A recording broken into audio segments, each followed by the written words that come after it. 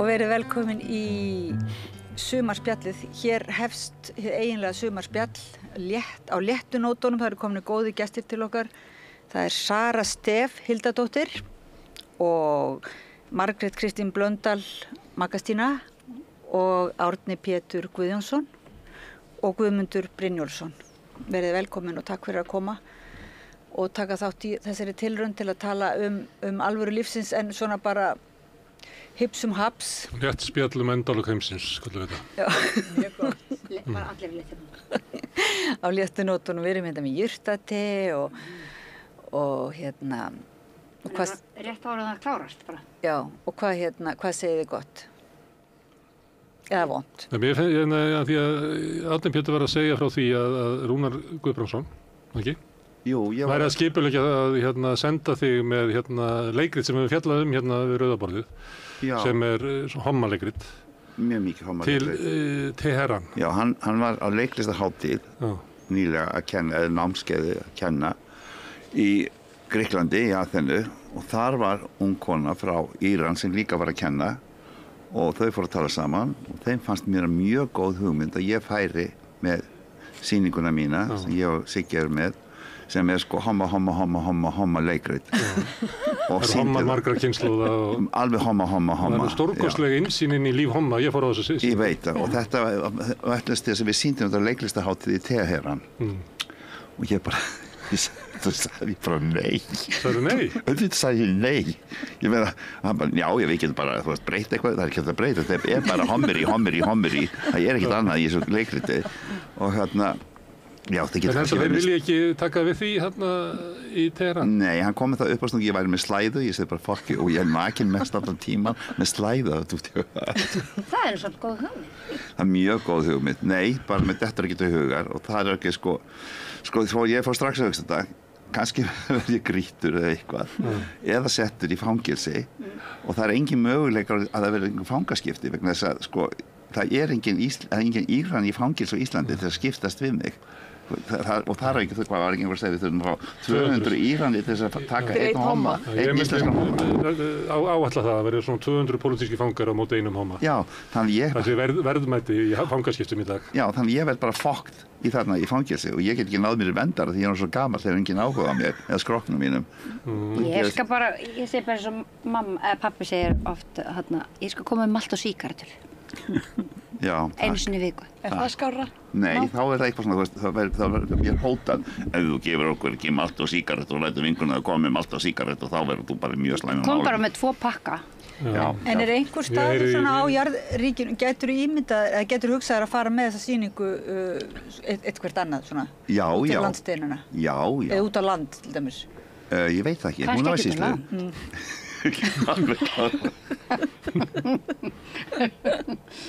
Nei, alvöru, myndirðu ekki treysta þess að sýna þetta á Skagaströnd?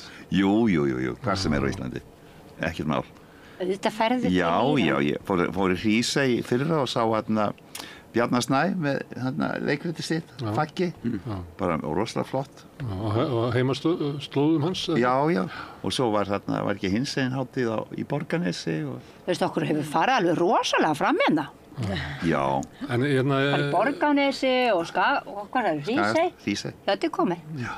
Ég talaði um daginn við mann sem býr í Berlín og vorum að tala pólitíkina í Þýskalandi og hann er giftur konu af tyrkneskum ættum og hann segir að þau treysti sér ekki út úr Berlín, þau verða að fljúga út úr Berlín, að þau bara treysti sér ekki til þess að vera í þessum svæðum í kringum Berlín sem er gamla Austur-Þýskaland þar sem að alternativ for Deutschland eru sterkastir. Það er bara það að stoppa og taka bensín og það er svo mikið áreiti að þau bara sleppa því. Og þetta er bara vesna. Þetta er vesna út af þessu manni sem er að verða forseti Bandaríkjanna.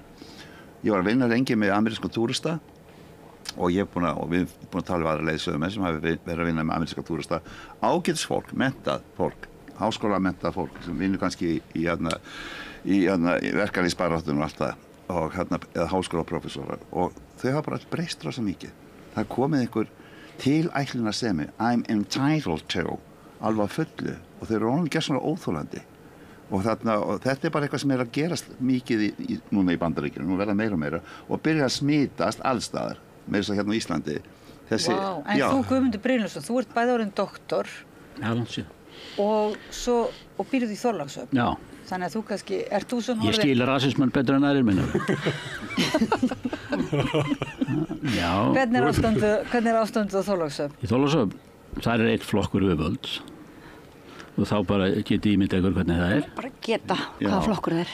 Þeir vilja selja fjöll og flytja til útlanda og Já, rétt á þessu. Í trásu við íbúana og svo sjá þeir fram á íbúakosningu og þá hætta þeir við íbúakosninguna því að þeir halda að íbúakosningin fær ekki vel og þeir fær í framkvæmdir og segja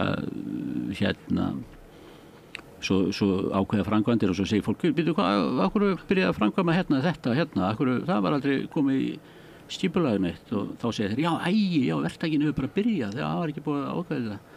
En svo þessi voru trúlegt að einhver verktaki fara að byrja þetta hljómar kunnulega, eitthvað gamalt trix vinna eitthvað voða mikið bara upp á von og óvon sko. Þannig að já, þetta er Mér var sagt daginn að algengasta orðið sem var notað í íslensku stjórnsýslu var í upsi-búps.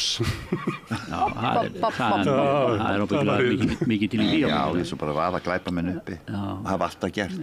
Ég kom heim fjölskyldan frá Svíþjóð þegar ég var 1957 og kom til Íslands og mamma var svona fín frú, orðin þá allt innu, fór í fínu frú á saumaklubbana og hún sagði að önnur hver konu var gift glæpamanni. Þetta var 1957. Og hvernig skilgreindi hún svona glæpamanni? Það var verktakarnir, það var herinn, það var sambandið, það var eimskip, heilsalarnir. Munum var sá að fólk svona átti mikla peninga, það barst á í útlöndum, ekki svo mikið hérna heima. Það var svona reyndi að vera svolítið meira smekklegra að því leyti. Önnur hver kona gift glæpamanni. Svo þetta er ekki nýtt. Því varst að segja með Ameríkanana að þeir væri alltaf að heimta að heimurinn myndi aðlaga sig að sér. Já. Þetta er ekki tengt Trump, sko. Þeir eru búin að vera svona áratugum saman, sko. Það er versnað.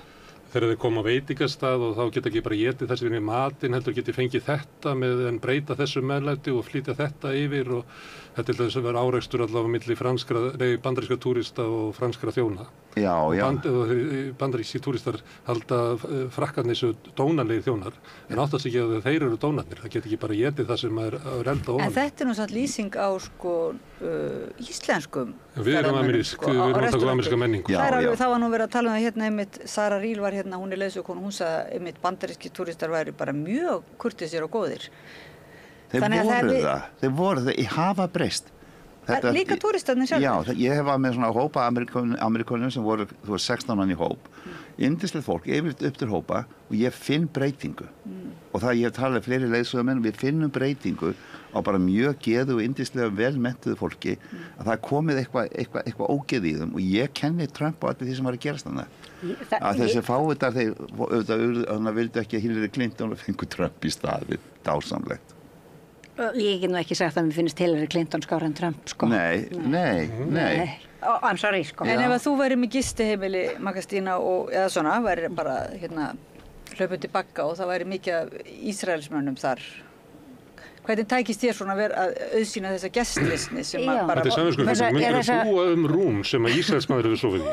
Að því nú hefur þú fyrir hlustendur verið svona kannski í svolítið forsvari og brautriðandi hérna í Palestínu, í baráttu fyrir Palestínu. Ég held að ég hef náttúrulega ekkert verið í forsvari, ég hef bara svona verið meðal annara, þú veist Þú er ötul. Sko, ég þetta með að búa rúm Ísraelsmanns, sko, ég held að ég myndi bara þvo fætur hans eins og Jesús hefði gert á sínum tíma. Því maður, sko, ég held að þetta er alltaf náttúrulega bara svona tvíeggjað sverð, að því ég er nú Blöndal eins og kannski hefur komið fram í þessum þætti. Þannig ég er alltaf að berjast við, sko, þú veist, þetta svona næfur þunna, blað, sko. Þú veist, það sem er innra með manni, sko. Þú veist, og maður þarf að vera vakandi bara hverja stund, sko. Þú veist að ég segi oft stundur svona í gríni eða stutt í fasistan í mér, sko. En þú veist, það er bara þessi vogarskál, sko. Þú veist, þetta manneskjan hefur, þú veist, hún hefur allt innra með sér og svona, og ég meina og Blöndalinn í þínum huga svona þessi já, ég meina það svona, já, ég meina ég kom inn í beinanlegg alveg hann í Húnavissýslunum, það sem þú ætlar að sína hana leikritið og Var það illa Blöndal í þér? Nei, ég segi bara, þú veist, þetta bara svona þessi traumatíska arfleifð, sko. Illa og góða í hverju. Það sem að sýslumaðurinn var einmitt, sko, tók upp bara dauðarafsýninguna aftur og hjó höfuðið að Agnús og Friðrik, svona bæjarspíl, sko. Já, þú veist, þannig að maður að díla við alls konar, sko. Þú veist, en þetta með, þú veist, ég, svona ég deili reynslu, sko, ég var leiðsögumaður líka í nokkur sumur og og hef alltaf svona þurft að hafa svona látt það að til með sko, þú veist, þú segir ekki að ísraelski túristar séu frekar en aðrir túristar, jafnvel þótt séu það. Skiljið. Þú veist, að því maður verður alltaf einhvern veginn að skilja, þú veist, ég meina, þú veist, þetta alltaf þessi möguleiki að batnandi, ég meina, maður verður að hafa trú á batnandi heimi. Magastína, maður orðið þetta þannig að í túrismannum að þá sannleikurinn falur fyrir gott tips. Nei, þetta ekki svoleiðis. Ég áttaði mig ekki á þessu með tipsi fyrir ég var hætt, sko. Það er nú businessvitið í mér, sko. Það ekki bara, sko, alltaf þetta Ísraelsmenn eða Þjóðverjar eða Ameríkanar eitthvað ekki voðalega biluð hugsun, sko. Jú, ég held að það er hættulegt. Þetta bara allt fólk og ég menna það eru algjörir bara, sko, uglubröndar í öllum, sko, meðal allra þjóða og við erum öll samsett af einhverju sem ógeðslegt og gott og hver og einn einstaklingur hér býr yfir einhverjum viðbjóði og líka yfir einhverju ást og gæsku og kærleika Ég veit ekki, ég held að Satan sé búinn á völdum í Bandaríkjunum. Já, þeir alltaf tala Guð, en það bara skrattinn. Allt sem að pæla og segja, það bara skrattinn. Og ég ekki að segja, ég alveg dómhörð, ég segi líka bara að Ísrael ríki, sko, útsendara djöfulsins. Já, án sig hika. Ég segi það, alveg án sig hika. En aftur á móti. Væri fætur hans. Já, á meðan ég fætur ísraelska djöfulsins. En þú ert að segja bara, sko, að landamærin séu?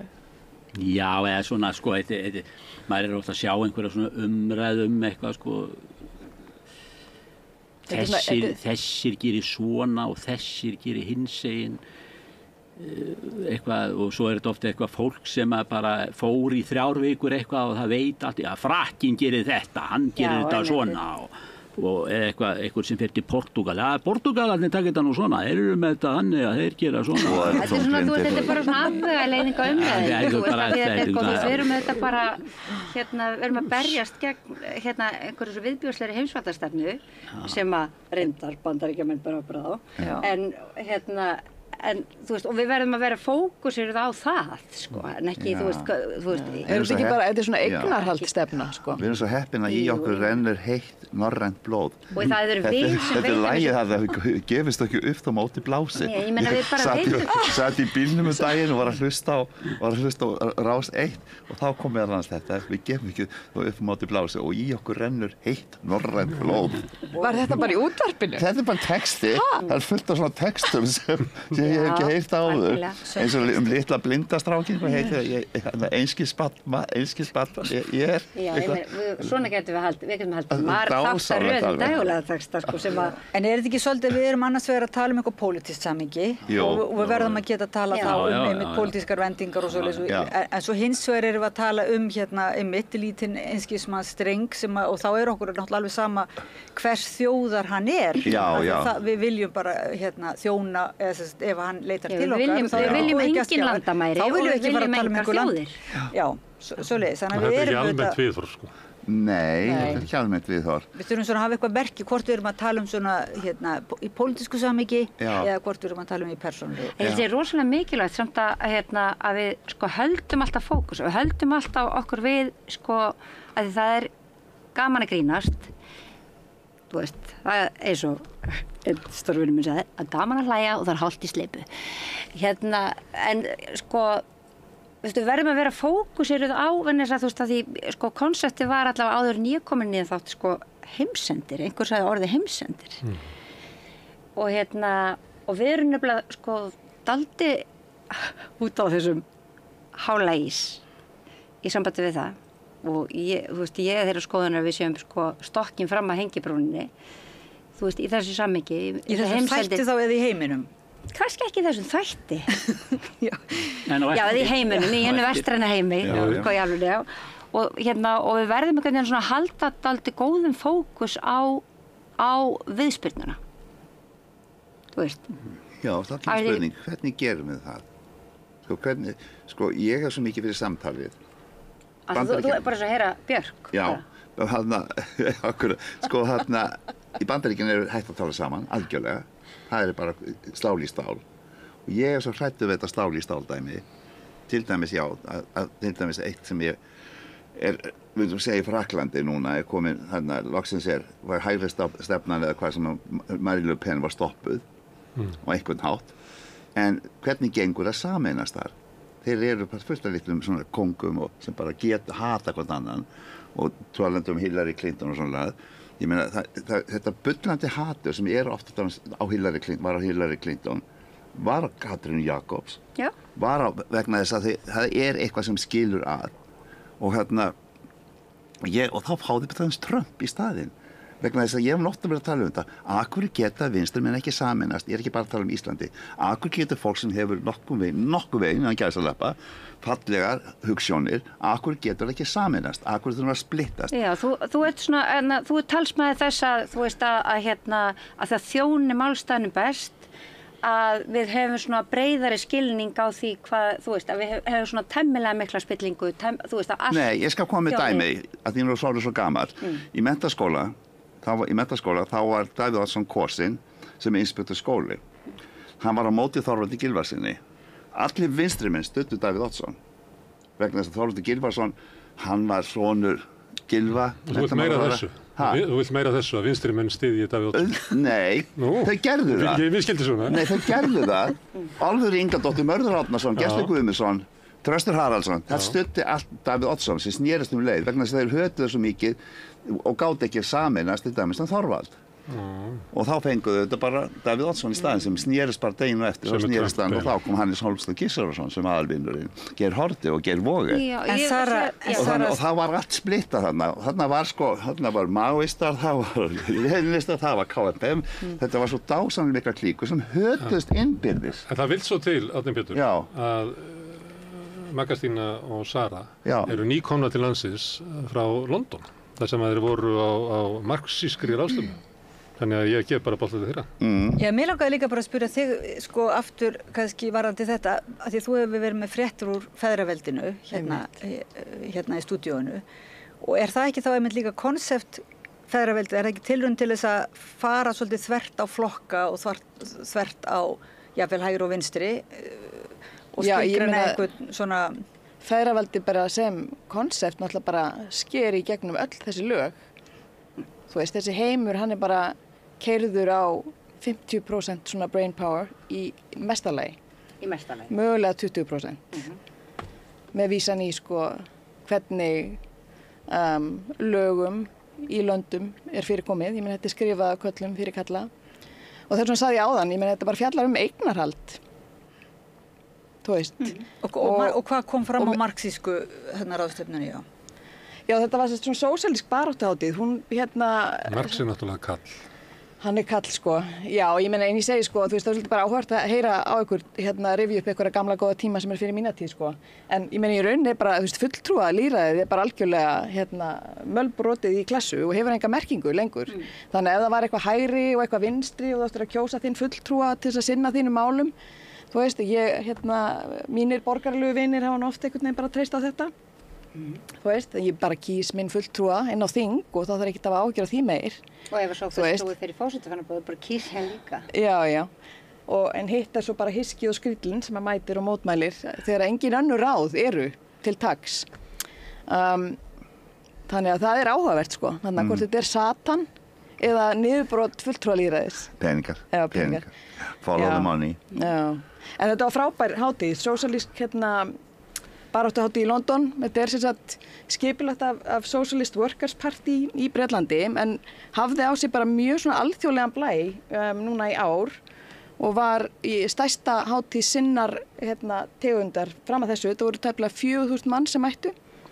Þannig að þarna voru sósíalistar frá Noregi, Tyrklandi, Ítalíu, Kanada, frönskumælandi Kanada, bara mætir Íran, fólk mætir allstaðar að og þetta bara frábært, þú veist, mikið svona komrateri í gangi og alls konar vel skipulaða málstofur og það sem var svona náttúrulega undirliggjandi þar málefnin voru svona svolítið það sem við erum að tala sko, það var rasismi og það var fasismi og bara í gegnum allar málstofur sko.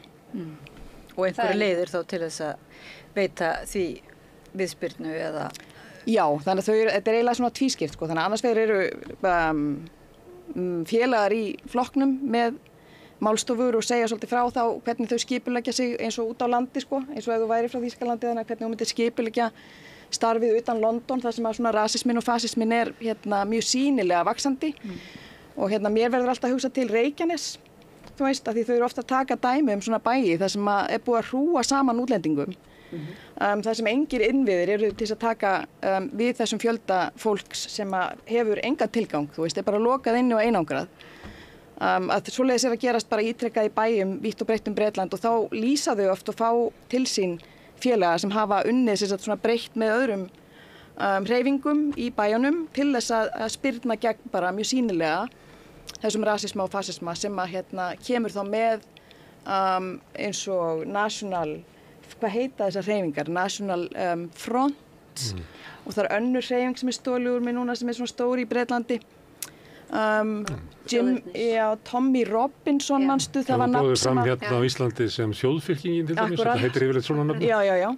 En þessi Tommy Robinson kom oft við sögum því að hann var að skipuleggja eitthvað og einhvern útifundi í London. Í fyrsta sinn sem hann mætir inn í London.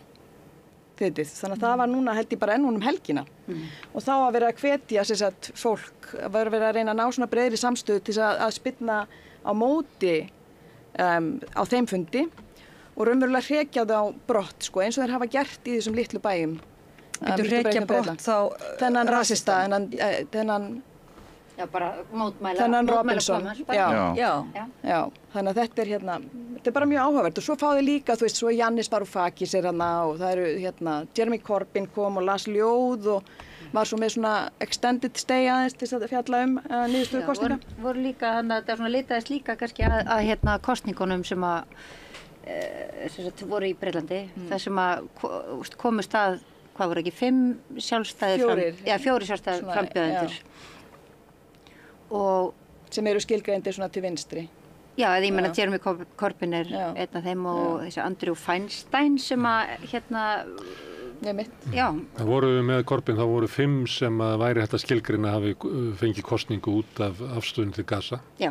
Þar var einn sem hafði verið í frjálslyndaflokknum. Kannski trotskistanir hafi talið bara 4, ekki vilja telja hann með. En hann kom inn á sko svona því mandati.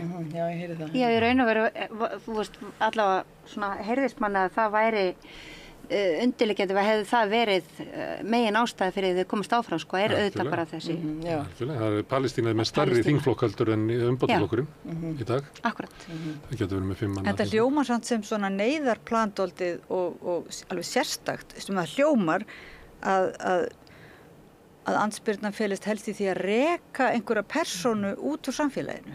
Út fyrir borgamúrana, út í sveitina. Reka rasista út fyrir borgamúrana. Man finnst það eitthvað neitt furðulegt. Rekin aftur til Þorlákshafnar. Já, en ég meina þar birtist rasismin á endanum í manneskjunni sjálfri, eða ekki? Jú, en ég skilja rétt, sko. Sem sagt, var þetta einhver aðgerð sem fólst í því að reka einhver rasista? Ég held að orðalegi sé kannski meira svona tákgrænt, sko. Þú veist, þetta er svona bara þetta er bara mótmæli, þú veist, þessu, sko. Já, en það voru, það hafa verið sagðar sögur að því þarna þess að þeim beinlínis tókst að eyðileggja svona fund. Þannig að þeir bara hættu við að fara á svið. Svona antifa aðgerð. Já, svoleiðis, já.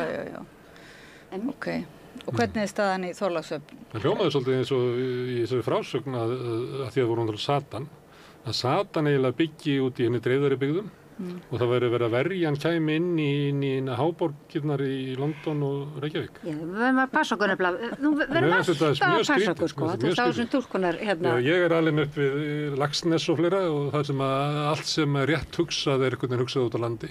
En hérna í bænum sé spillingin og sorinn og sollurinn og hérna... Þannig að maður aldrei að treysta neinu nema sem er alveg upp í sveit. Það er ólst í uppið. Já, ég held að þetta sé sko, hérna, þetta er ákveðin, ég greinir svona fordóma hérna. Ég greinir líka ákveðna fordóma þarna. Sko. Já, ég meina hvaðan kemur þessi orðaða? Þú veist, hver segir að... Já, hún var nú mikið í Brexit til dæmis. Þá var, og þetta nú það sem, að mínum að þetta nú það sem býr til svona fyrirbæri eins og Trump. Sko, þá var orðaðan svo að það var allir sem eru vittlausir, illa menntaðir og byggja út á landi í Englandi sem var á móti Evrópusambandinu. En þeir sem varu vel gefnir og vel menntaðir og byggja í London og stóruborgunum, þeir sæju ljósið í Evrópusambandinu. Og hérna, þetta hljóma svolítið svipað þarna eins og þú segir, sko, það er farið með flóttamenn og útlendingar, þeir eru með moka á einhverja staði, þar sem ekkert er engir innviðir en eitt til að taka við því. Og hvað segir þá fólkið sem er fyrir? Það segir, því þetta er þessu fólki, þessum flóttamönnum er mokað alveg jaft af hægri og vinstri fólki. Og þá segir fólkið sem að hérna, hafði nú einhverju fáránlingshætti treyst á Samfylkinguna og vinstri græna og eitthvað slíkt. Þá segir það býtu, voru þið ekki fyrir okkur hérna, og þá kom einhverjir svona eins og Trump og segja við tökum eftir ykkur, við tökum eftir hvað þið hafið það slæmt. Þetta svokallaða vinstrilið hefur alveg gleymt ykkur og komið í faðminn. Svikið ykkur. Já, þeir hefur svikið ykkur og svona og þetta vitum við að gerist í Bandaríkjunum líka.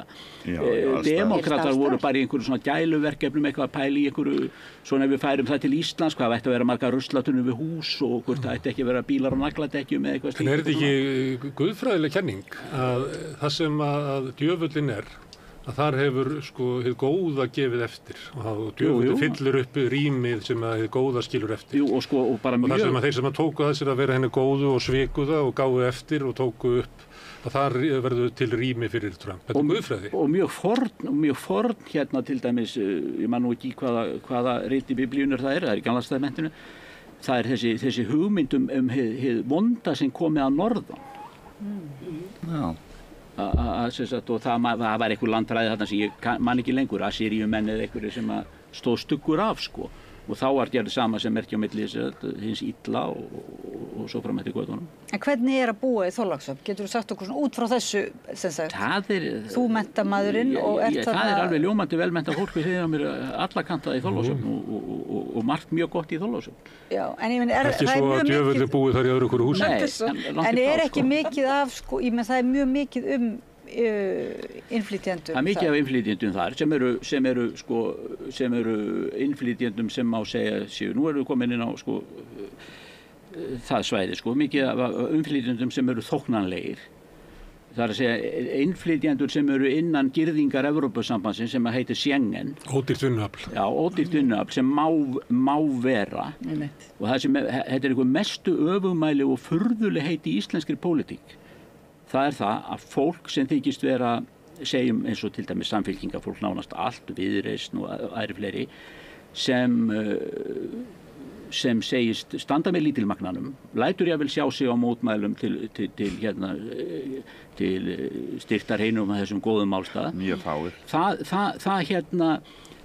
Það dásamar Evrópusambandið og Schengen. Það sem er gróðra stía rasisma, sem er búið að búa til múr í kringum sig til þess að passa það að það komi engir utanakomandi inn.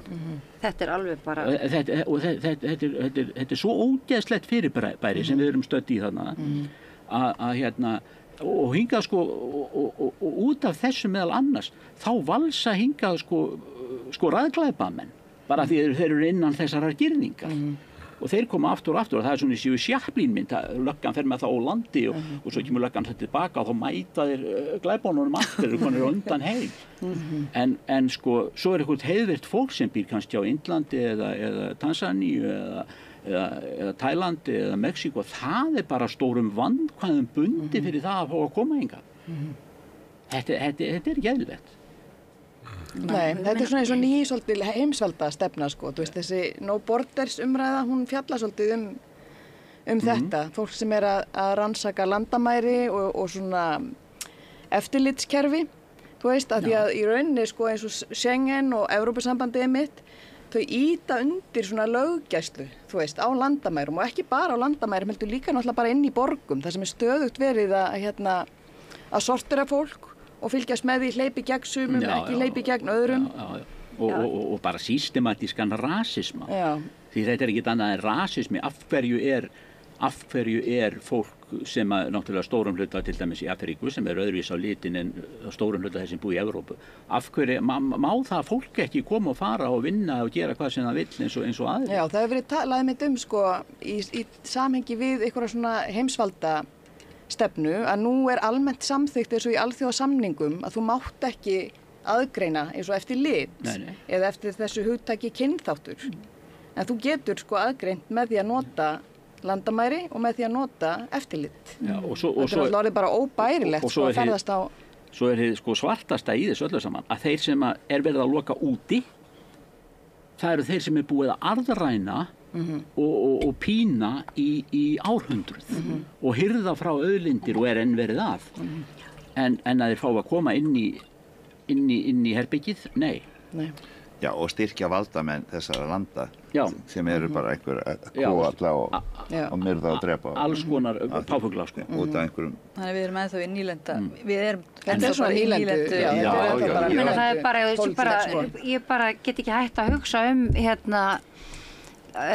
forsætisráðherra vor sem að bara senda út vídeo af sjálfum sér í það sem hann var stattur í Malawi held ég í nýlenda herra jakkafötunum sínum og það sem hann steig dansinn með frumbyggjum sko þú veist þetta var bara þú veist þetta við erum komin á einhvern stað sem er svo óhugnalega ógeðslegur þú veist, og hann er svo grímulaus rasismi sem hérna er ekkin og þú veist, og það eru nákvæmlega kratarnir sem að greiða þú veist, þessu fólki leið, þessum fasisma og rasismanum leið. Þess vegna verður, þú veist, og þetta tala vinstra hægri, þetta er náttúrulega bara, þú veist, svo löngur þvættingur, sko. En það er svolítið flókið, verður ég nú að segja, ég horfði á þetta vídeo líka og sko, honum var boðið upp í þennan dans á þessu svæði.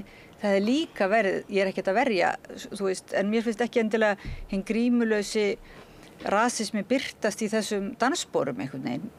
En ég verið að segja, sko, þú veist, honum til hrós að þú veist, það er ekki oft svona texta sem að Bjarnabendið sinni texta gleðja mig. En ég hló næstu því í sólarhring, sko, og þú veist, horfði bara á þetta í repeat-vennis, þetta náttúrulega bara var honum fullkomna skammar og þetta fór inn á eitthvað svona svæði þar sem að maður veit ekki hvort maður á að gráta eða hlæja, sko. En þú veist... Var hann ekki bara boðið upp í dans? Já, en sko þú veist, maður með sómatilfinningu, þú veist, hann bara veit hvernig hann á að haga sér, skilur. Nú líka hefur þetta hugsað til þess, sko, kannski, ég hef nú ekki séð þetta, en líka vegna þess að náttúrulega svona eitthvað fyrirbæri eða hvað maður segir, eitthvað svona danshópur í þessu landi er ekki frumbyggjar skiljiði að dansa frjálsir. Heldur þetta partur af túrismanum á þessu svæði einhverja gæja sem er... Þjóðdansafélagið á 17. júní. Já, en er þetta ekki aðalatriði, skiljiði? Þú veist, þetta er bara, við erum mikilvægt afvegalega okkur, við erum bara... Sko, þetta er líka sambandi við fréttir og svona, ég er að lesa fréttir frá Súdan eða frá einhverjum stöðum og ég hugsa, af hverju stríðarna? Hvað er að gerast? Nú, einhvers staðar las ég að væri spurningu um gull sem saminu furstadæmin í arabísku er að ná í og þess vegna styrkjaði sko annan aðeilan.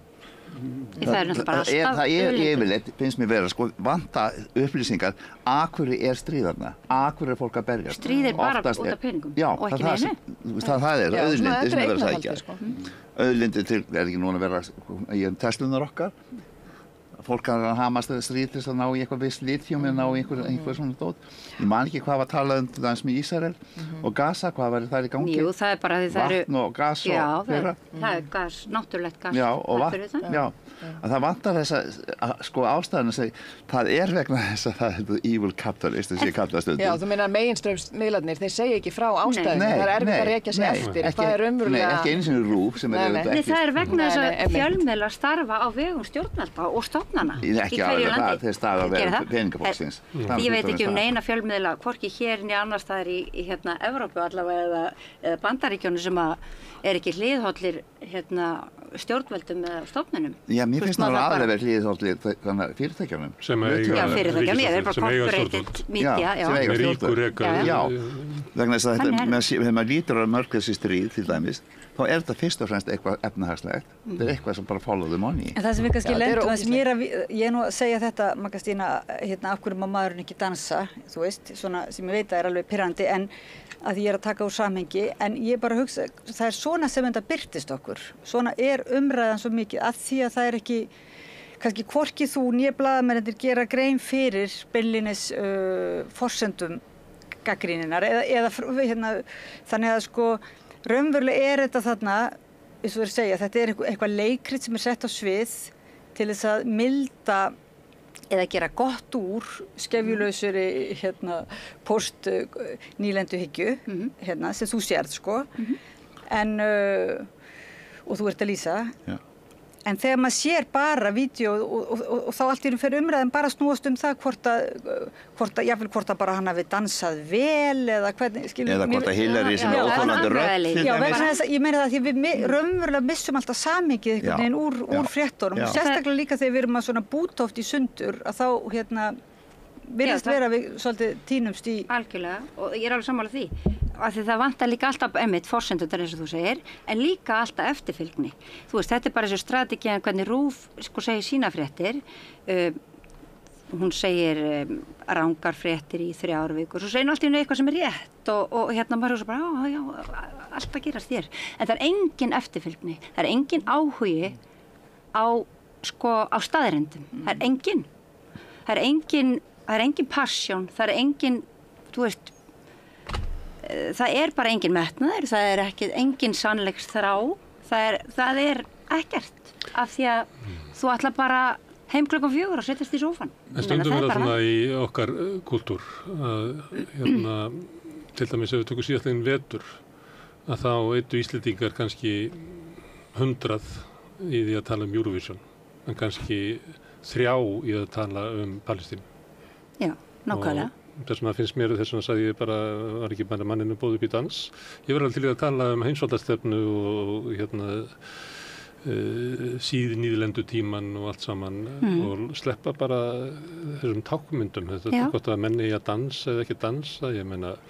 Þú veist, eins og segir, þú veist, og það verður alltaf það verður aðalatrið hérna í þættunum til dæmis. Við dansum á lítið. Ég segja svona almennt. Dansum á lítið. Ég held að segja sem Árni var að segja líka, við vitum aldrei, okkur er ekkert sagt, okkur er sagt endrum og sinnum að sé stríði í Súdan, Já, það þá ef eru nógu margir drepnir þar í einu, þá kannski ratar það fréttinnar, en það er ekkert, okkur er aldrei sagt neitt, okkur er sagt allt alveg í díteil, svona eftir ákveðinir forskrift hvað er að gerast í Úkraínu, en ófriður í Afríku, flóttamanna, sem sagt ástandi í Afríku til dæmis, ég veit að til dæmis það eru í norður Úganda eru 2 milljónir flóttamanna. Það er alltaf að vera að tala um hér alltaf eins og hafi aldrei bara á jarðríki gerst annað eins og það komið flóttamenn til Íslands. Þessi 293 flóttamenn. Já, það eru 2 milljónir flóttamanna síðast í vissi og það streymir stöðugt. Og af hverju og hvaðan eru þeir að koma og svona og af hverju það hefur engin áhuga á því, hér eru bara menn í Schengen og landamærin og pæli því hvað kostar bara, þú veist, hvort að stinkan er dýrari í Torremolinos heldur en í Reykjavík, það er aðalmálið. Já, og svo er þetta einhverjir vinir okkar sem er að stuðla að þessum flóttamannastraumi. Nákvæmlega. Í Súdan eða Úganda. Hver er það? Einhver sem er að styrkja fótboltastrákana. Já, eitthvað svona. Og þá tölum við ekkert það ekki í dag. Við vorum öll sammála að með að það var ekki munur á hægri og vinstri og svona. Þegar ég ólst upp í svo gamall, að þá var hægri og vinstri, þetta stéttarleg hugtök.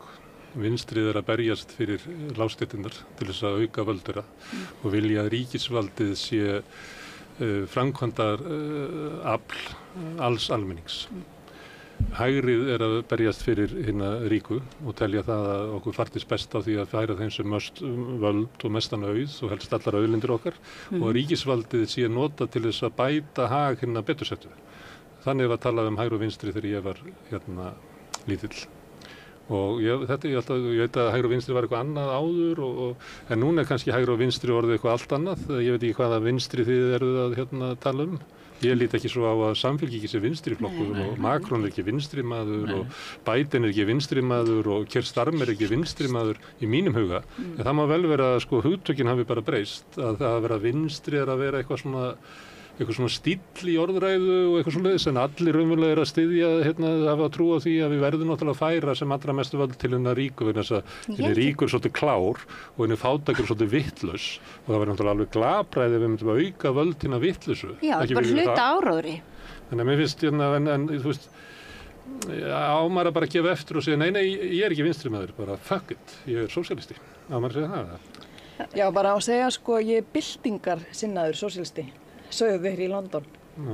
Og þeir notuðust ekki við vinstri og hægri. Já, og ég var nú eitthvað online núna í vikunni og þar var ég mitt kölluð byltingarsinnaður skríll. Akkúrat. Þannig að, já. Þetta hefur borið árangur. Já, en var það, ég er að segja hægrið, við lifum á byltingatímum Gunnari Smára með að bara kalla þið byltingarsinnaður. Við lifum á byltingatímum nýfrjálshyggjunnar sem hafa í stórfelldum þjófnaði út allan heim og búið til svona ólíkarkisma þar sem að völd og fé og auðlindir eru bara sópaður upp og færðar hinnum ríku.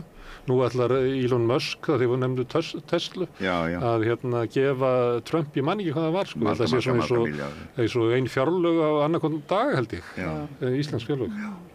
Þannig að það er bara algjörlega búið að taka yfir og þau bara er hætt að fela sig hinn ríku. Og á maður þá að segja, já það er engin munur á vinstri og hægri og þetta er, hvað er maður þá að segja? Það pólitík skiptir ekki máli, á maður að leggja niður stéttabaráttuna, hvað er það að leggja til?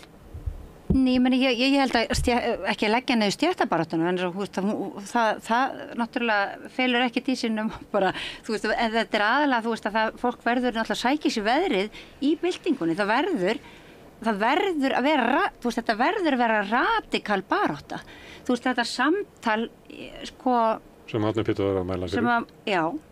Húsfundurinn. Ég veit ekki með þetta samtal. Þið verðið að finna út úr þessu. Húsfundurinn, já.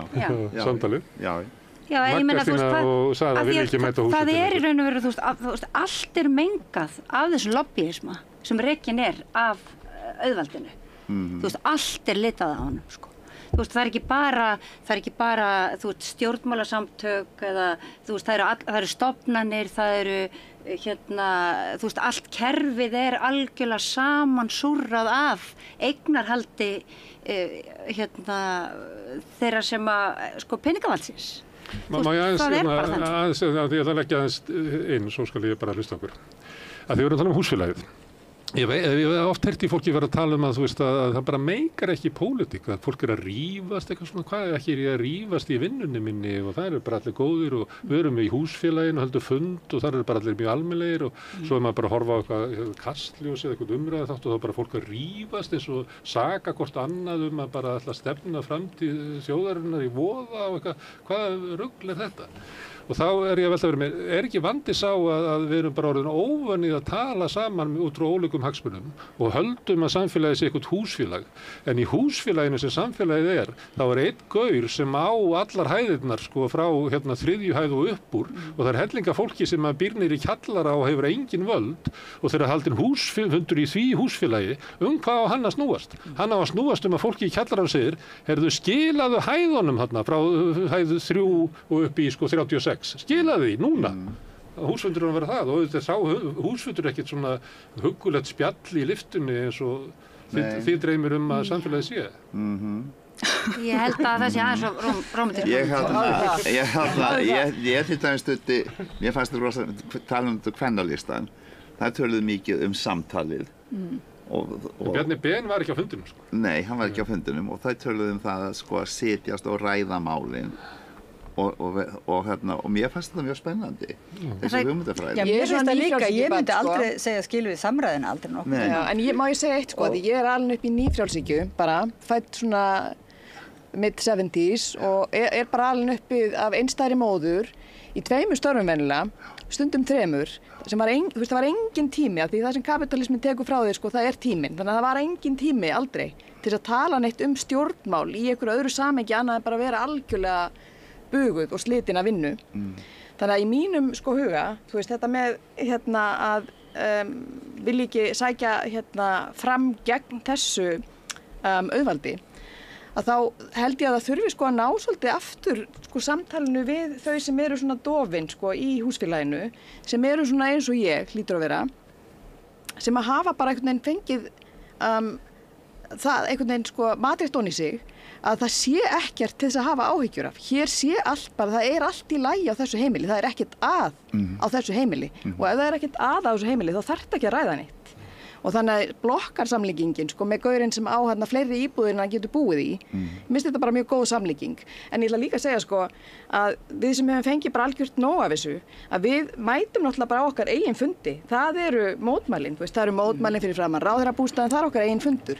Við mótmælum niður á Austurvelli, það okkar eigin fundur. Það ekki fundur sem skipulagður af þessu mölbrotna fulltrúalýðræði. Við höngum ekki í samráðsgáttinni. Nei, við höngum ekki í samráðsgáttinni en svo höfum við náttúrulega séð alveg rosalegar afleiðingar af því þegar fólk ákveður að halda sína eigin fundi þegar fulltrúar þess lýðræði sem að það hefur kosið velur að hlusta ekki á þau. Það sem að lögreglan dregur þau eftir götunni fyrir tóman ráðherrabíl, ég meina þessi sena hún náttúrulega algjörlega bara út úr kú.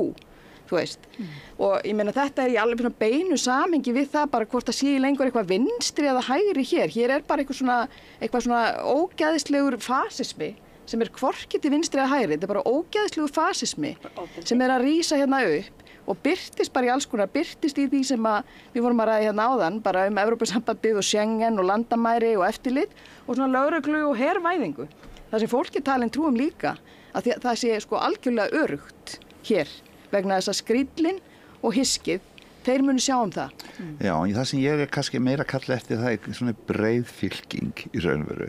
Breiðfylkingin á Austurvelli, hún svo sannarlega ekki á Alþingi. Það ekki breið fylking, það vantar fullt af fólki þarna. Það fullt af fólki, ég meina, ég get sagt þér á ráðherrabústaðnum, þar eru mættir þegar við vorum þar í vetur að mótmæla, að þá voru þar mættir opinberir starfsmenn með sveigjanlegan vinnutíma, fólk bara á öllum aldri, þar var mætt fólk sem var í fæðingarorlofi, ungt fólk með börn. Þar voru mættir lífeyrisþegar og það eru alls konar lífeyrisþegar. Það geta verið öryrkjar, það geta verið eldri borgarar, you name it, Nei, það sem ég kannski aðeins að benda á, að mér hefur fundist, það sektarianismið, að hérna erum við og þetta okkar kenning, þetta okkar hugsjón, það þýðir þarna, en þeir eru ekki alveg með sömu hugsjónu við. Þá byrja ég þeir bara að geta þessum út í frís. En Palestína, en það sem svo magnað við Palestínu, og það kom líka fram núna í London á þessari sósíalísku baráttuhátíð sem við vorum á, að það sem að Palestína gerir að hún sameinar rosalega marga ólíka hópa. Já, ég sammála því. Og það það sem svo flott að sjá þarna hjá þeim. Eins og Víetnamstríðið gerði það. Já, þau töluðu reyndar það, þetta bara Víetnamstríðið okkar tíma, að þarna geta mjög margir ólíkir hópar komið saman og staðið með fólki sem verið að murka lífið úr vegna þess að hver verður næst í röðinni þessum hátækni þróun á hergagnabúnaði verður ekki pakka saman bara og hætta að framleiða þessum búnaðir eins og hann Ghassan Abu Sitta sagði, hann talaði á lokakvöldinu skurðlæknirinn frá Palestínu og svo sá ég hann nýorðin rektor Glasgow háskóla ekki það kom málinu við en hann sem talaði það, ég meina það sem þessum vopnum verður beitt næst verður einmitt sunnan við miðbaug og það verður bara Bangladesh fleiri lönd þar í kring, þau eru næstu þjóðir sem að skilgreina þjóðarbrot sín þannig að einhver þeirra séu svona surplus population, eitthvað fólk sem óþarfi, eitthvað fólk sem gengur á hlut annara, eignar hlut annara og þannig dregur þessar línur. Já. Og þess vegna náttúrulega þess vegna þessi barátta fyrir frjálsri Palestínu, hún er grundvallaratriði. Hún er algjört grundvallaratriði að því það verður ekki staldrað þarna við.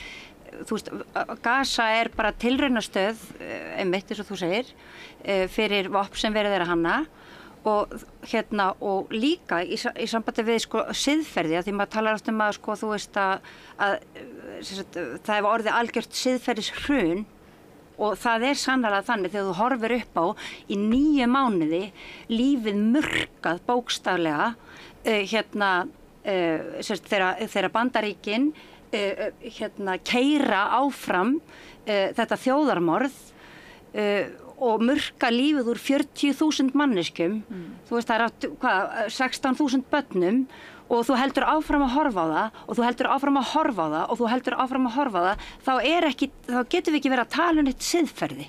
Þú veist, sko, það engin mórall í heimi sem að leyfir þetta. Þess vegna þetta grundvallaratriði.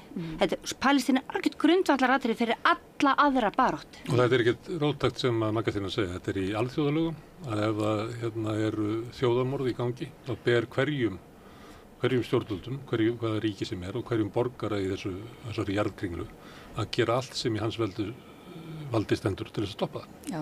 Þetta bara í alþjóðalögum. Ég held við getum alveg verið öll sammála það. Og það ekkert en ég segi samt að Árni Pétur að segja, ég heyri samt alveg það svolítið rétt, sko,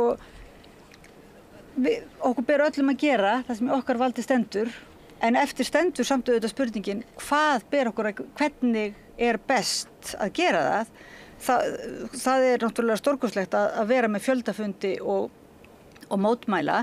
Það lítur líka að vera gott að ræða málin og þá kemur oft upp kannski ákveðin eins og þú ert að vísi, ákveðin svona núningur bara það, þetta óþarft sem þú ert að gera, þetta ekki nógu gott sem þú ert að gera, þetta betra sem við erum að gera.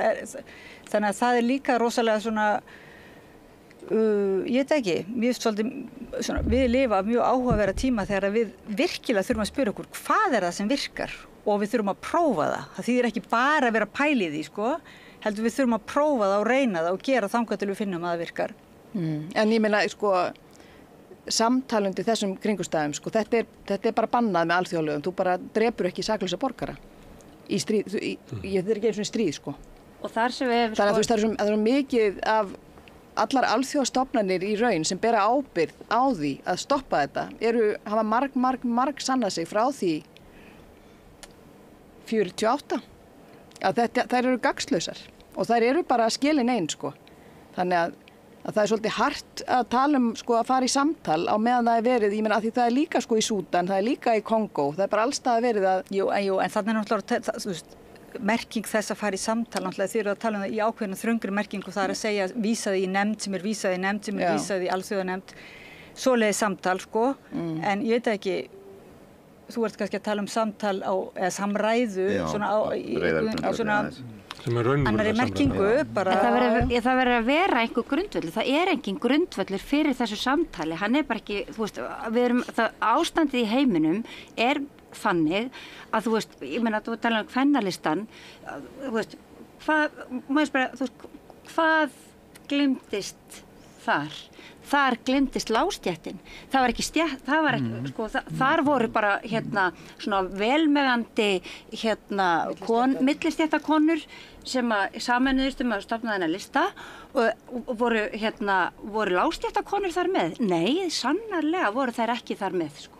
En það fínt að tala og tala og tala og tala. Það verður að vera eitthvað grundvöllur. Þú veist, við erum að tala bara Við erum að tala um grundvalla mannréttindi sem verið að brjóta og alveg saman hvað stendur, hvort þú kosin inn í einhverja nefnd hjá Sameinuðu þjóðunum, í hvaða stjórnvaldi sem þú veist, það alveg sama, þú veist, kosin lýðræðislegri kosningu einhvers staðar og þú gerir ekkert, það gerir engin neitt. Enginn gerir neitt. En það náttúrulega mjög erfitt að fara að gagnrýna, sko, mjög mikilvægt auðvitað, að gagnrýna sem sagt réttindabaráttu fortíðar, eins og þú ert að gagnrýna, en það náttúrulega frekar samt svona snúið að segja bara það var ekki verið að berjast fyrir neinum nema einhverjum forréttinda konum. Mér finnst það svolítið svona... Það getur verið, mann getur lært af sögunni, það er ekki endilega dómur við sögunni. Man horfir yfir eitthvað stjórnmálafl eða eitthvað og maður sér sko hvaða mistök voru gerð.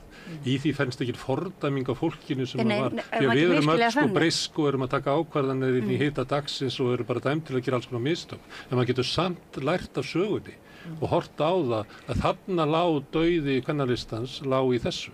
Og við verðum að passa okkur að endurtaka það ekki. Ég er ekki að fordæma kvennalistan per se. Ég bara segja það sem ég er að segja er að, þú veist, og allt hefur, þú veist, sinn tíma, allt skilur, ég meina, við lifum á þannig tímum einmitt núna að þetta samtal er bara meiningalust. Þú veist, og svo barátta, ég meina... Akkur ertu þá hér í þessum sumarþætti? Er þetta ekki samtal? Jú, ég meina, ég vöna að vinna sem skemmtikraftur og segja oft bara, já, ekki bara... Ressa hjólinu. Þannig að þú trúir ekki neitt á það, skiptir engu máli. Hvað þú segir og... Þeir voru í samtali bara í marga daga, einhverju barsískri ráðstefnu, endalaust fokking samtali. Já, og ég segi líka, og þú veist, einmitt nákvæmlega, ég gekk út af einu fyrirlestrinum þar vegna þess að ég einmitt fekk á tilfinninguna að þetta dans, samtal, Satan, við erum búin að hann. Já, það væri orðin okkar sófi. Talandi að, þú veist, maður búin að vera að tala að allt þetta fólk sem þú situr alltaf heima í sófa og meðan aðri mótmæla. Þú veist, svo komist við á þann stað að samtalið er orðin okkar sófi og ég er algjörlega sammála því að, þú veist, við þurfum að flytja radikalið á enn annars. En geta mótmæli ekki líka orðið ykkar sófi bara, líka okkar sófi? Jú, það verður það. Já. Þú veist, það kemur alltaf laugardögum og það er alltaf laugardögum. En hins vegar hafa mótmæli einhvern veginn þann slagkraft að kannski það bætist í hópinn, þú veist, einhver málstaður verður, þú veist, fólki hjartfólkin og mótmæli eru náttúrulega ekkert, skilurðu, þú veist, til annars, og ég meina við vitum það, íslensk þjóðarsal er náttúrulega ansi svona, seiglugenið er ansi sterkt í okkur og við erum svona seinþreytti vandræða og dálítið löt líka. Þú veist, það tók okkur dálítið marga mánuði þangað til að, í búsáhaldabyltingunni, þangað til að, eitthvað hlutundi fóru að gerast. Það var ekki fyrir í janúar sem að, þú veist, allt í einu gerðist eitthvað. Það var nú ekki félag útkoman úr því. Nei, það var ekki félag útkoman úr því og þá má kannski segja að maður sko sýnir því ákveðin skilning að fólk ímyndi sér að það sé bara ekki takt að gera. Nei, ég er ekki að segja það, ég bara minn á það var nú ekki glæsilegt sem tók við. Nei, ég segi þú veist og þá fer eitthvað í gang sko, einhver svona sýndarmennska eins og þjóðaratkvæðagreiðsla nýja stjórnarskrá sem að náttúrulega bara, þú veist, ég held að bara nágrannar okkar í Valhöll sé ennþá að hlæja, skilur. En er ekki svolítið verið að tala tvennt hérna, sko, ég meina, ég skil allavega Árna þannig að hann sé að tala svona samtal kannski á þessu pólitíska spektrúmi kannski segi fyrir sér flokk eins og verkamannaflokkin breska sem getur rúmast innan kommunistar og... Það gerði það ekki sko, því að núverandi Já, en ég meina gerði það lengi vel. Rakið út alltaf sósíalist út úr flokknum. Já, en gerði það lengi vel, það var lengi vel. Það var mikil átökin í flokknum. Já, og hellings átök, það er allt í lagi þó séu átökin að flokka. Það var ekki samtal, það voru átök. Já, það er allt í lagi, það þarf ekki alltaf að vera einhverju harmoníu með það sko. En sko, svo er annað sem engar málamiðlanir til eins og þetta þjóðamorð og ég meina ég man nú ekki hvað þingmaður var sem var daginn sko sem sagði eitthvað þá drápu Ísraelsmenn 200 á einu bretti eða 210 og þá sagði einhver þingmaður hér íslenskur já þarna var nú kannski farið yfir strikið eins og sé eitthvað strik sko ég er ekkert sko, ég sé einhvern veginn ekkert sko hernað endilega og svona morð og pyntingar eitthvað eftir einhverjum þjóðum eða málstöðum eða eitthvað, ég er bara óbeit á manndrápum og mér finnst bara þessi gegndarlausu manndráp allstaðar og þetta er bara eitt ógeð einhvern veginn og þetta sé einhver lausn eða hvað er í gangi og maður bara skilur það ekki og ég viðurkenni það, ég skilur það ekki en náttúrulega því sem þú spurðir áðan sko, ég taldi mig nú ekki að hafa afsagt hægri og vinstri og geri það ekki sko og ég tel til dæmis margt því sem að mætti færa upp á slíka baráttu er kannski barátta bara ákveðna þætti hér innanlands sem að sem einhvern veginn búið sem blerismin sem gekk bara í fangi á nýfrjálshyggjunni samþykkt og bugtaði svo og beygði fyrir allt það sem búið að útvista hjá hennu opinbera, allt það sem gert í þrifum, við sáum núna einhvern þrifadæmi í þjóðarbókluðinni, það er nú ekki að minnast á það, sjáu þið ruslaðinaðinn á Íslandi. Þetta bara þessi amerísk mafíustarfsemi. Þetta stórgróða brall og hefur ekki neitt eða mjög lítið með umhverfisvernda sjónum að gera. Þetta gróða brall. Við þurfum að borga fyrir að fara með ruslið til þeirra og þeir taka ruslið okkar og selja það. Og til dæmis í því samhengi, af hverju ekki sorphreinsun bara á forræði hins opinbera? Af hverju einhverjir fakírar í því með fullan kjaftina gulli að vasast í ruslin? Hvenær var það einhvert náttúrulögmál? Og þannig það alltaf svona póstum. Það engin flokkur á þingi sem að best gegn þessu. Nei, þarna þarf að fara að taka tilbaka hlutina aftur. Og þar sé ég einmitt þessa baráttu vinstri hægri í fullu gildi. Það er búið að telja fólki trúa það og það er orðið einhver svona möntur sem eru svo innihaldslausar að það er bara hlægilegt. Þessi mantra sem við heyrum ráðherra Sjálfstæðisflokksins fara með og ég vil þingmenn annarra flokka, ríkið ekki vera að vasast í einhverju sem að einstaklingurinn geti gert betur. Sko ég sagði ekki það því af hverju má ekki ríkið vera með bakari? Af hverju má ekki borgin vera með tannlæknastofu? Þú veist hvað... Það var þannig, þú veist, þetta er allt orðið, það er bara allir eins og bara gangandi sauðir bara og nikka höfðin yfir þessu. Þetta vinstra og hægri, að því að við erum að tala um það, að sósíalistar í borginni hafa þetta slagt til að verði stofnað byggingafélag Reykjavíkur, að því að augljóst að markaðurinn er ekki að leysa húsnæðisvanda fátæksfólks og ekki einu sinni ungsfólks og ekki einu sinni bara millitekjufólks og eiginlega engis. Þannig að við skulum bara stofna byggingafélag og byrja að byggja. Þau hafa verið reynt að hlæja þau út af fundum og fyrirlitningin sem þau hafa fengið yfir sig frá Samfylkingunni og frá VG og flokkum og meira segja Framsóknarflokknum sem ætti að bara samvinnufélag og við byggjum hérna saman. Þetta er bara þessi hugsun að við, sem er almenningur, ekki ríkikallinn, getum gert eitthvað. Hún er bara dauð út úr íslenskri pólitík, nema náttúrulega sömurflokkum. Og svo ég kláraði þetta með þessi ruslamál til dæmis. Þau eru bara svona klassískt dæmi. Síðan ég skrifaði nú eitthvað komment, minnum ég held ég hjá Steinun Ólínu daginn.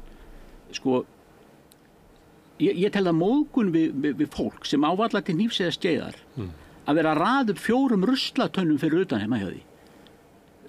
Þetta er ekta svona gæluverkefni, eitthvað svona millistéttar, eitthvað miðjumáðs fólks að sko þú átt að flokka, þú átt að tína í sundur ykkur að skýrdollur og þú átt að setja það þarna og þarna hitt þetta og það er alumín með þessu og það plastappi hérna.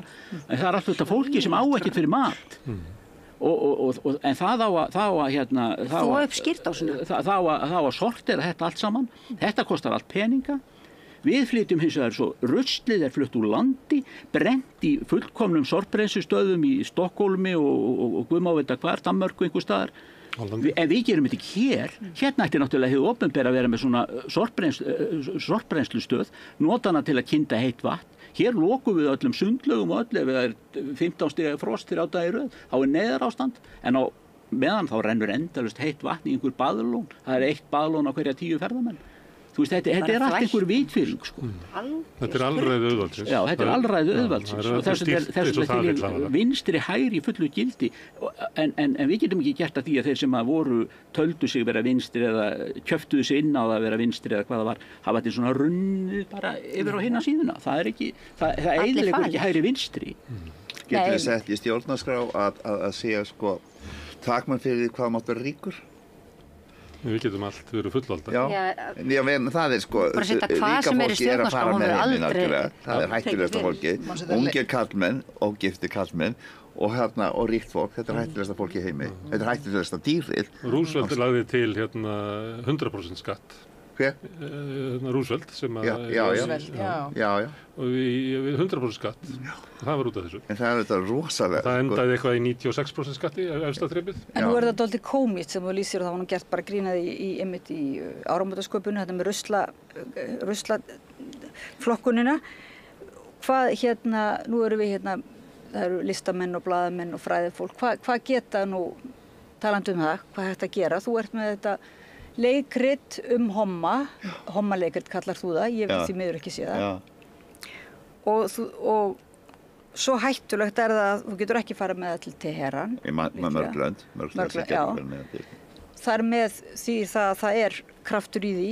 Já, það er bara mín pólitíska aðferð til að breyta heiminum. Já, þannig að þú trúir á listina þá í þessari viðleitni okkar til að sýna einhverja andspyrnu. Já og nei, stundum segja þeir að listin hafi engin pólitíska áhrif en ég held það, já. Brecht sagðist hafa komist að því, hún hefði það ekki. Já, þetta er umræða alveg. En nei, ég held það, já.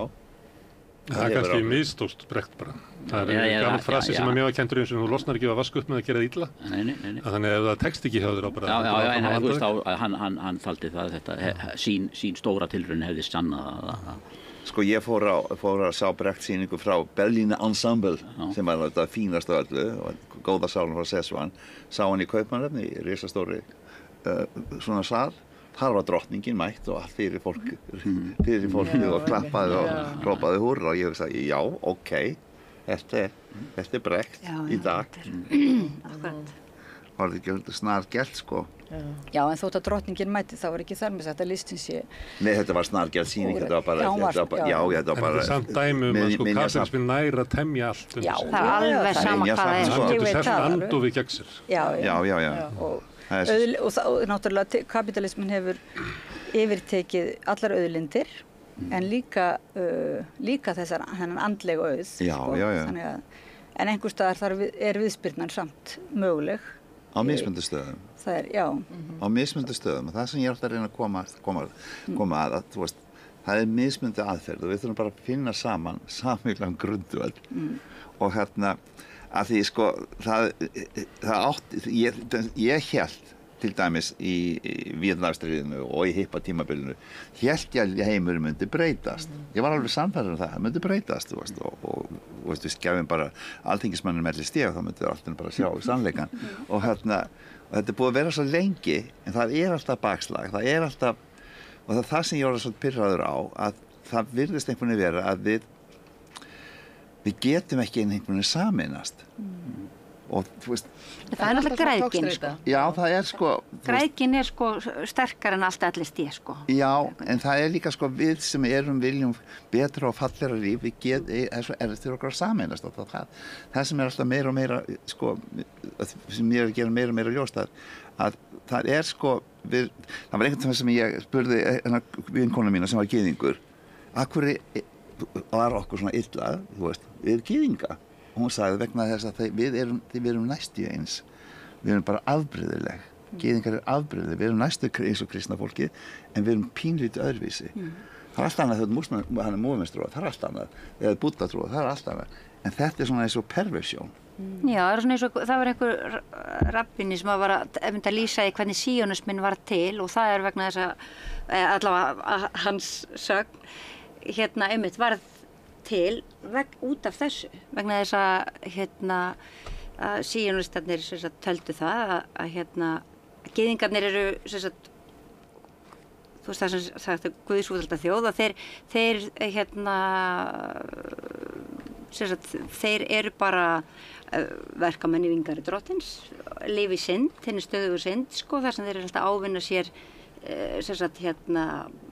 the holy land hina heilagu jörð en þeir hafa engan sko, þeir þurfa heilt æviskeið til þess að mögulega aðlast það, ég meina þannig að þetta er sko og þeim fannst þess að síónistum þeir vildu, það var eitthvað svona ákveðin hópur af síónistum gyðingur segir fyrir ekki sem að þótti einmitt gyðingarnir bara að vera einhvern veginn lágkurulegir og þeir voru asnalegir og þeir hugsaðu ekki neitt nema menntun og að breiða út fagnaðarerindið og svoleiðis, sko, og virtust ekki hafa neina svona reisn í henni svona, þú veist, það sem við köllum veraldlegu samhengi, og því vildu þeir breyta. Þeir vildu verða eins og hinnir. Já, það eitthvað sko, það eins og við vitum þegar sko kommunistar voru að kála anarkistum hérna í borgarastríðinu, í spænska borgarastríðinu, eða þú veist þetta sem kom upp í, þegar kommunismin kom hérna í Sovétríkjunum, og það fóru að koma alls konar þeir fóru að kála hver öðrum, að þeir voru aðeins öðruvísi. Sko, sjálfstæðisflokkurinn bara algjörlega öðruvísi, þannig það bara ok. En hinn sko, við erum pínlítið öðruvísi. Stundum finnst mér við setja svo rosalega orku í að rakka fólk sem vinstra megin eða hvað sem við kallum það, við sjálfstæðisflokkinn, gleymum honum alveg. Hann stikkfrí. En Árni Pétur, segjum að við erum að greina samfélagið eins og við búum í alræði auðvaldsins. Já. Og segjum að ég sé að tala við Krata. Já. Og við erum bara saman á þessu. Já. Og við verðum að gera eitthvað í þessu. Já. Og hann segir við verðum að ganga í Evrópusambandið. Já. Það lausnin. Já. Hvað á ég að gera við það? Það ekki lausnin, sko. Nei, en það getur bara... Evrópusambandið bara eitt af tækjum auðvaldsins við að sko brjóta heiminn undir sig. Og hvað eigum við að tala það? Hvað var fólki í kjallaranum að gera við þetta? Alþýðusambandið var komið á stefnuskrá sína að taka upp Evrópu. Ok, að segja bara, við erum ekki sammála um Evrópusambandið, en getum við verið sammála um eitthvað annað? Nei, þetta grundvallaratriði, segir Katrín. Já. Þetta það sem ég legg til borðs, ég búin að hugsa þetta. Já. Og ég held þetta sé að gangi Evrópusambandið og taka upp evru. Þá munu allt í einu bara vextinni munu falla auðvaldi verður gott, svo auðvaldi í útlöndum svo gott, vandamál okkar bara íslenska auðvaldi sem svo plebbist og vont. Þannig að við fáum bara gott auðvald, getur kannski komið Danske Bank sem sko dæmdur fyrir sko peningaþvætti og að styðja glæpamenn út allan heim. Við getum fengið hann hingað inn og það voru allt gott. Hvað að gera í þessu? Afvegaleiðandi fróða. Ég segi bara endurheimta samræðunar, sko, mátt samræðunar, að því að það bara ræða það þarf bara að ræða meira og lengur saman og bara afgreiða Evrópusambandið. Við höfum aldrei náð að afgreiða og fara raunverulega almennilega í gegnum Evrópusambandið.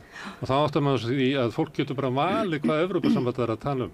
Ég reyna að lýsa svona eins og ég upplifa Evrópusambandið núna og hvaða stjórnmálaöfl að ná völdum í Evrópu, í Frakklandi, Hollandi, líklega í Þýskalandi bráðum, búin að ná Ítalíu og og þar hundi göttunum og þetta fólki sem mun stýra Evrópusambandinu.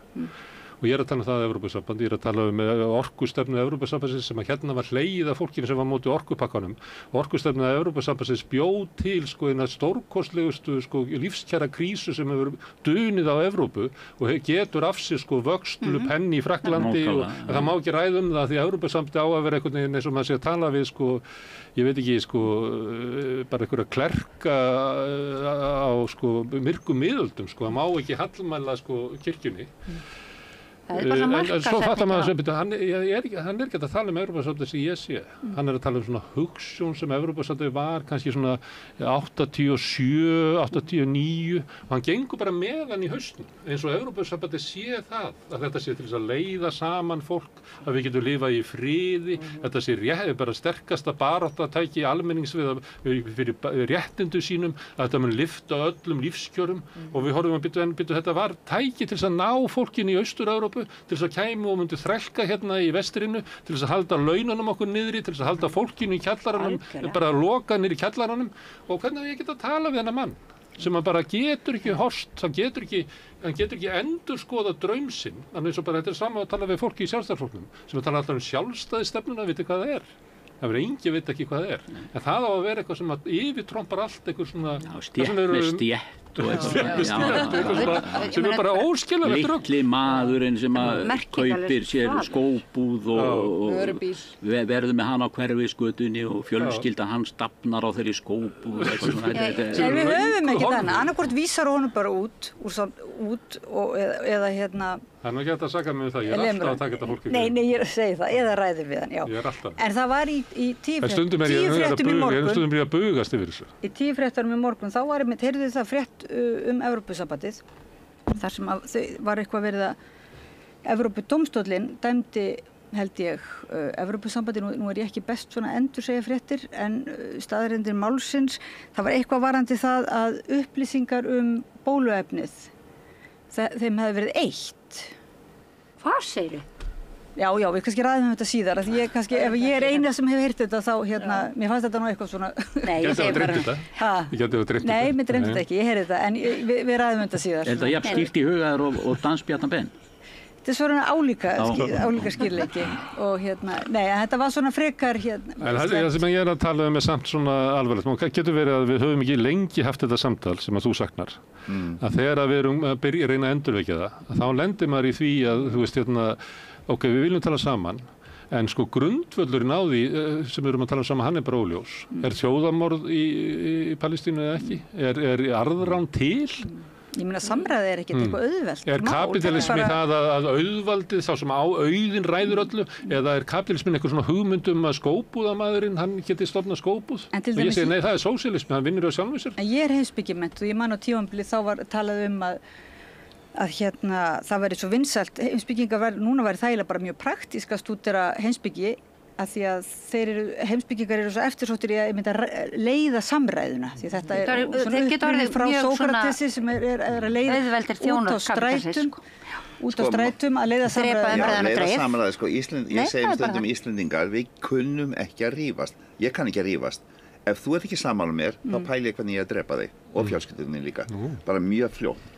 Ég bý með Ekki gera reiðan. Já, ég bý með Portugala og honum finnst alveg eðlilegasti hlutur í heima að rífast. Hann rífst við vinni sína og svo hann kannski búinn að rífast og ég hugsa bara hvernig ég á kálunum og hans fjölskyldu og hann kemur alltaf á netið og segir, sjáðu, það er opaslega skemmtileg mynd af einhverjum asna hérna í Alentejo og ég bara, maður fáviti, hvernig ég að pæli hvernig ég á kálunum. Þannig ég verði að segja fyrirgefum mjög fljótt vegna þess að við lærum ekki að vera ósammála. Við erum ekki með þessa heimspekilegu... Nei, ég segi, svo eru bara heimspekingar en þeir eru ekkert neitt í neinum störfum og það er ekkert óskað eftir núna í starfslýsingum en aldrei óskað eftir heimspekingum eða svona einhverjum sem kann að leiða þessa samræðu. Þannig að ég held að raunverulega mín trúverður alltaf meiri og meiri á samræðinu. Nei, á samræðinu. Á samræðinu. Mjög dreymir að sé í fulli Laugardalshöll, það er einhver erfiðleikar á vellinum, liggur við að segja slagsmál og þá komir rödd sem segir, er einhver heimspekingur í húsinu? Já, ég held að við þurfum aðeins að læra að hlusta hvort annað. Ef þú ert ekki sammála mér, þá ertu óvinur minn. Það er það sem er bara svo sterkt í okkur, Íslendingum. Ég held líka að við þurfum að viðurkenna, það finnst mér oft ein mesta meinsemdin í nútíma umræða. Menn viðurkenna ekki að þeir eru samsettir úr mörgum furðulegum hlutum, og þeir hafa alveg kontrastruglaða skoðanir. Til dæmis, ég er ekkert sérstaklega reitt á móti hvalveiðum. Mér finnst í rauninni alveg sjálfsagt að veiða hval. Ég hef mjög gaman að nauta þetta. Já, Guðmundur, farðu út. Já, ég hef mjög gaman að nauta þetta. Svo er þetta ekki naup, býst ég. Nei, en ég meina, þú veist, en að því ég hef einhverja tiltekna pólitíska skoðanir í svona mörgum svona mainstream málum, þá á ég ekki að hafa þessar skoðanir. Þú átt að vera á móti hvalveiðum, þér á að þykja að nauta, þetta er viðurstyggilegt. En þú veist, ég er bara óvart þannig að ég er allavegna. Guðmundur, er ekki flesti svona? Þetta er svona, ég veit þetta er ábyrgandi einhvern veginn að svona einhver træbalismi, allir þurfa að hafa sömu skoðun. Það þarf að gangast við því. Og get ekki verið í sama félagi, af því ég get ekki verið í félagi þar sem að þú lyktar af hvalkjötsáti. Ég held þetta sé ekki algengt, Ég held þetta sé að það er bara einhver svona hópur sem var svolítið fyrirferðarmikill á tímabili í íslensku samfélagi og bara í samfélagi heiminum. Ég held þetta sé ekki upplifun svona venjulegs fólks. Hvað er ekki upplifun? Að maður verði, ef ég er í einhverju félagi, að þá verði allir að hafa sömu skoðun á öllum hlutum. Nei, kannski ekki, en ég er samt sammála. En svo í þjóðfélagsumræðinu þessari eins og Facebook og þetta, það sem er nú aðalsuðupotturinn, þá er allt fullt af fólki sem virðist hafa verið bara búið til eftir einhverju reglustiku. Það hefur einhverja ákveðna skoðun sem rímar við einhvern flokk eða eitthvað í öllum málum. En er þetta ekki svona ángi af svona divide and rule, sko? Þú veist, það er búið að skilyrða okkur til að halda, við eigum að halda. Einmitt, að þú ættir ekki að fíla hvalveiðar, sko. Já, þú veist, ég er engin pró-hvalveiðumaður, þetta er ekkert sem... Og þá lendir þú í vandræðum með þig, já. En þú kemst, þetta er náttúrulega ákveð, þarna myndi heimspekingurinn, Sókrates, myndi leiða þig í gegnum mótsagninnar, það var alltaf byrjað á mótsagnunum og við erum alltaf í mótsagnum, myndi leiða því að komast að því til þess að ef þú ert vinstrimaður, sem hún sagði kannski fyrir þættinum, og ef þú samþykkir það að vinstristefnan snúist að vinna gegn þeim sem að eru með yfirgang yfir auðlendir, litla mannin og dýrin hugsanlega, þá mundur þú sjá að hvalveiðar eru bara stundaðar af einhverju ríkisbubba fyrirtæki, setja mannin ofar dýrinu, þannig að þá sko myndir þú svona sjáðu hvað þetta, þá myndir bara þetta hljómaði svona endurmettuna búðir Pol Pot. Sjáu þig. En á meðan allar þessar samræður fara, á meðan fólk leitt saman, þú veist í þessum mótsögnum, á meðan allar þessar samræður fara fram, þá bara verið að drepa lítil börn. Hvað held að það dáið mörg börn á meðan við erum búin að setja hérna? Já, hvað veist þú? Ég meina, það bara ekki, það er það sem ég að tala um, sko, ég ætla ekki við þurfum að fara off mic ef þú vilt vita hvað ég vil gera.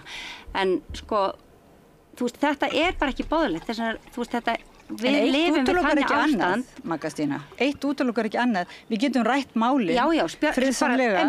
Og þá kannski bara verða að vera fyrir einhverja, þú veist, að vera út í frímínútum og spjalla saman, en þú veist, á meðan þú veist, við verðum að finna út úr því hvernig til dæmis hægt að stoppa það sem að gerast. Það ekki alþjóðastofnanir eða stjórnmálaflokkar eða þú veist, hvaða nafni sem þeir nefnast, þrátt fyrir öll sín samtil, þó það hefur verið stofnuð til þess, nákvæmlega til þess að koma í veg fyrir að þjóðarmorð yrði nokkuð tíma fram með aftur. Þetta allt gagnslaust kjaftæði. Já, og þá náttúrulega stutt í að þú tækir upp riffilinn og það hefur alltaf verið þannig, það bara löng saga þess. Þáttar að ég væri að glíma þarna við því. Já, þannig að við erum, þannig að þetta bara frasi sem segir það að óþolumæði breytir sósíalista í annarsvegar krata sem að vill hafa samræður við alla, eða terrorista sem að vill sprengja allt mann upp. Ég hvet til þolinmæði. Má ég aðeins hérna með þetta hvalveiðimál, þó ég vilji nú ekki vera hérna, það sýnir hversu sko vinstri menn eða svo kallaði vinstri menn eru ofurseldir kapitalískri hugsun og búið að taka alveg bara og hræri heilanum á þeim. Það þegar það hafi verið að koma sem rök gegn hvalveiðum að Kristján Loftsson get ekki selt þetta hvalkjöt.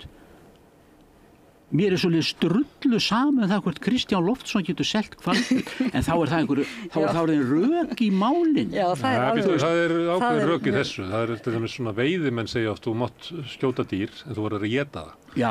En ef að maðurinn að skjóta hvali hérna til þess að hlaða upp í einhverju frystigeymslum, þá það svona... Já, það er ekki pointið. En tíminn hlaupinn frá okkur, ef við að svona slá botnin í spjallið og kannski spyrja bara hvað þið ætlaði að gera á þessum drungalega sumadegi. Það sem eftir er. Ég þarf að halda áfram að skipta lög hjá vinni minni sem með Airbnb og ofskaplega óskipulaður og ég finn ekki neitt og gestinir að fara að koma. Mér finnst þetta gott skipulag hjá honum að vera með Airbnb, fara sjálfur til Grikklands á leiklistarnáms og hringja í þig. Og hringja mig. Það skipulagið. Það þarf ekki meira skipulag, bara hringja í alltaf. Og svo hóta mér því að ég færi með homasýningunum mína til Teheran ef ég standi mikið nógu vel. Þú getur ímyndar eitthvað sem verra heldur en það sem þú gangi í gegnum í dag. Nei, því að ímyndar er þetta luxus. Ég er komin á eftirlaun og að drukkna á peningum og komin í tísku því ég er gamalmenni. Þannig ég ætla að gera þetta og svo ætla ég bara að njóta veður, þannig að þetta er dásamlegt veður úti, raki er gott fyrir húðina og það er góðan göngu. Það er alls það, moisturizing. Þetta er dásamlegt veður, það er 16 gráðu hiti krakkar. Já. Og ég hugsa alltaf núna síðustu að það er svo mikið hiti út í löndum og rosalega erum við heppin að skuli vera svona kalt á Íslandi. Það er ekki þægilegt að vera 38 stagi hita. Það er ákveðin blessun. Við erum bara algjörlega blessuð. Það að vera blessaður með að vera í birtu og svala. Það er bara, þetta er algjört fágæti. Trén og gróðurinn er bara, bara hamingjusamur. Já, einmitt. Gróður er ámetin. Þú ætlar að fara þrengstinn tilbaka? Já, einhvern tímann á eftir, já. Það er nú mosin, mjög fallegur. Þá tek ég hvort að fjöllin eru farin að minnka þar. Já. Eitthvað sem búið að flytja eitt fjall út. Búið að flytja eitt fjall út. Það er að kíkja. Já. Og moka, já. Það var til með því. auðvaldi mókar í fjöllunum og þið stöllurnar. Já. Ég bara fer í daglaunavinnuna til að standa mig í hringrás launaþrælkunarinnar. Ég er ekki komin eftir laun með alla peningana, sko. Alla peningana? Já. Hápunkturinn á deginum, sko, fyrir utan þennan verður náttúrulega bara að synda terroristan úr mér, sko. Ég ekki bara Ég var alltaf með einu hvað er þetta ekki sagt, landslagið hefur enga merkingun að vita hvað heitir. Landslagið hefur náttúrulega enga merkingun að við getum selta fjöllin. Við skulum ekki hafa þetta sem okkar loka orð. Við ætlum að þökkum ykkur kærlega fyrir, Guðmundur, Árni Pétur, Magga-Stín og Sara. En þú situr aðeins eftir og við tökum Við þökkum fyrir samræðuna. Já, takk fyrir. Allt það besta er ókeypis. Knúsaðu vini þína. Samstöðin þar sem manneskjurnar koma saman.